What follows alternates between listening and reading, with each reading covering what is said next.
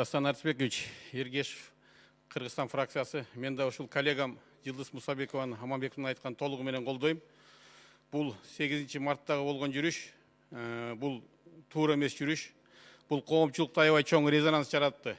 Бул деген биздин ата бабабыздан калган салтка, ушул улутту сактай турган бул тил менен эле салт экен. Ошол салтыбызга туура эмес келген жүрүш болду да. Бул башка көз карашты бизге таңуулап жатат.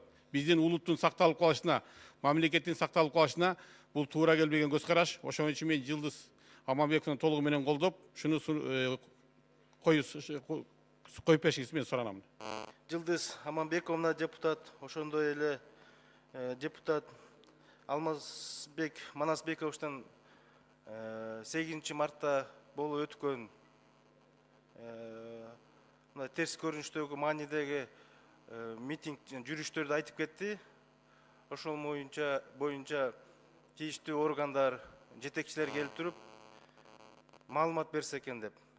Анан кийин Жылдыз Аманбековна эки жолу бар да. Эгерде биз маалымат катары угабыз десек, аны азыр мен добушка коемун, маалымат иретинде жетекчилерди чакырабыз.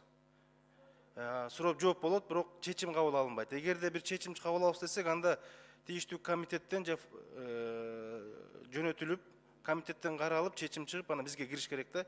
Эки жолу бар. Комитетке жөнөтүлүп, комитеттен каралып, анан чечим чыгып, анан кийин биз токтом кабыл алсак болот.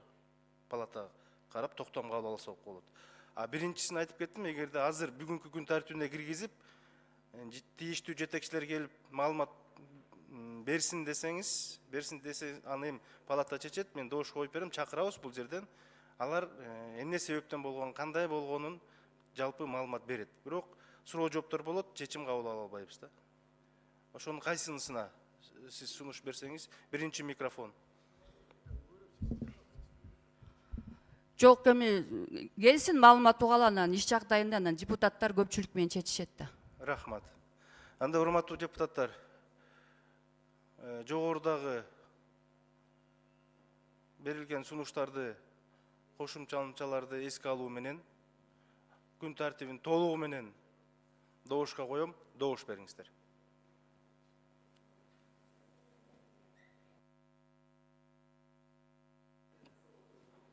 Макул 83, каршы жок, баары 83, катталды 105.